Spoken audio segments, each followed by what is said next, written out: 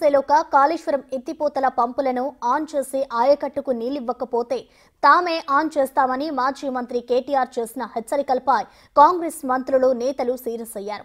దీనిపై మంత్రి ఉత్తమ్ కుమార్ రెడ్డి సీరియస్ అయ్యారు. ప్రాజెక్టు కూలిపోయేలా కట్టి రైతుల జీవితాలతో చెలగాటమాడి ఇలాంటి హెచ్చరికలు చేయడానికి కేటీఆర్ కు సిగ్గుండాలని అన్నారు. కేటీఆర్ మాటల ప్రకారం అన్నారానికి నీళ్లు వదిలితే ఆ ప్రాజెక్టు కొట్టుకుపోతుందని ఎమ్మెల్యే ఎన్ఎం శ్రీనివాస్ రెడ్డి అన్నారు. కాళేశ్వరం డిజైన్ మార్చిన కేసీఆర్ నిర్వాహకం వల్లే మేడిగడ్డ కుంగిపోయిందని సీనియర్ కాంగ్రెస్ నేత ఎమ్మెల్సీ జీవన్ రెడ్డి అన్నారు. రాజకీయ సంకల్పం, రాజకీయంగా కేసీఆర్ గారిని బదనాం చేయడం అనే ఒకే ఒక్క ఉద్దేశంతో ఈ పంపులు నడపడం లేదు. మీరు అనవసరంగా రాజకీయాల జోలికి పోయి రాజకీయంగా కేసీఆర్ గారిని బదనాం చేయాలనే ఒక చిల్లర ప్రయత్నం ఏదైతే మీరు చేస్తున్నారో ఇప్పటికే అవన్నీ కొట్టుకపోయినాయి గోదావరి వరదలో. ఇవాళ మీరేమైతే అడ్డమైన మాటలు మాట్లాడినరో అవన్నీ తప్పుడు ప్రచారాలని చెప్పి ప్రజలకు అర్థమైపోయింది. అందుకే మేము అనేది, మీరు చేస్తారా పంప్ హౌజు చాలు చేస్తారా చెయ్యరా తేల్చి చెప్పండి. మీకు అసెంబ్లీ సమావేశాలు ముగిసేదాకా ఈ ప్రభుత్వానికి మేము గడువు ఇస్తున్నాం. ఆగస్టు 2కు అసెంబ్లీ సమావేశాలు ముగుస్తా ఉన్నాయి. అప్పటిదాకా ఈ ప్రభుత్వానికి, ఎందుకంటే మేము కూడా అందరం హౌజ్లో నిలదీస్తాం, రైతుల పక్షాన ప్రభుత్వాన్ని అడుగుతాం, ఎందుకు చాలు చేస్తలేరు మీరు, అవసరమైతే ప్రత్యేక చర్చ పెట్టండి. లక్షలాది ఎకరాలకు సంబంధించిన ఎకరాలకు ఆయకట్టు నీళ్ళిచ్చే ప్రాజెక్ట్ ఇది. అట్లాంటి ప్రాజెక్టును మీరు ఎందుకు ఈ రకంగా రాజకీయ కక్షతో ఎండబెడుతున్నారు, రైతులను ఎందుకు ఇబ్బంది పెడుతున్నారు, ప్రజలను ఎందుకు హింసిస్తున్నారని తప్పకుండా అసెంబ్లీలో నిలదీస్తాం. ఆగస్టు 2 దాకా వేచి చూస్తాం.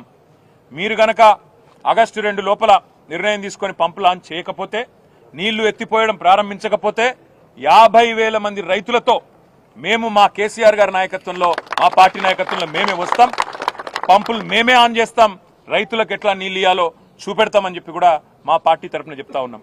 సిగ్గుండాల మాట్లాడడానికి తెలంగాణ నాశనం చేసిండ్రు, మేడిగడ్డ బ్యారేజీ కొలాప్స్ చేసిండ్రు.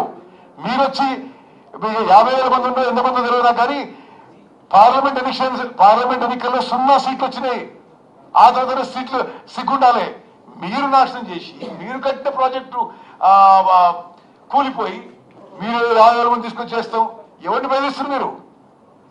సిగ్గుపడాలి, క్షమాపణ చెప్పాలి.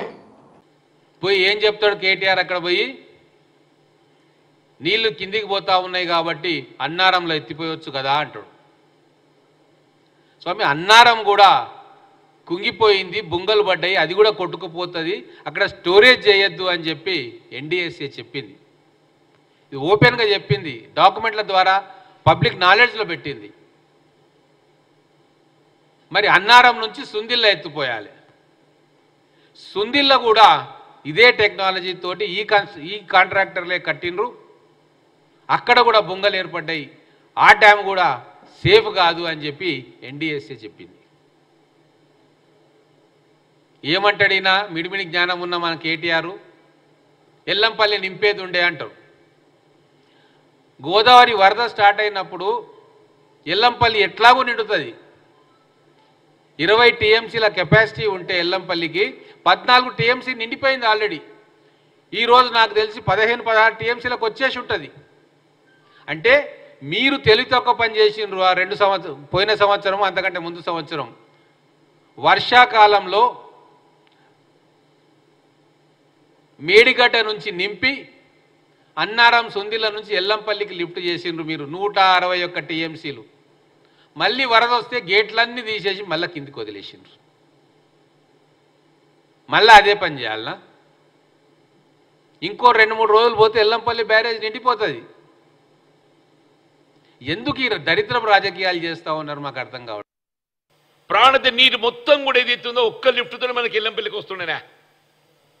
ఇలా గత ప్రభుత్వం బీఆర్ఎస్ చేసినటువంటి ఒక తప్పులను కప్పిపుచ్చుకోవటానికి కొరకు ఇలా కేసీఆర్ ఏ ఆలోచనతోని మరి రీడిజైన్ అనే తెర మీద పట్టుకొచ్చిండో, ఈ రాష్ట్రాన్ని అప్పుల ఉబ్బులు నెట్టడమే కాకుండా వాళ్ళ రైతాంగాన్ని ఏదైతుందో తీవ్ర సంక్షోభంలోకి నెట్టేటువంటి ఒక పరిస్థితి ఏర్పడటానికి కేసీఆర్ నైతిక బాధ్యత వహించాలని చెప్పంటున్నా. కేసీఆర్ గారు నైతిక బాధ్యత వహించాలని చెప్పంటున్నా.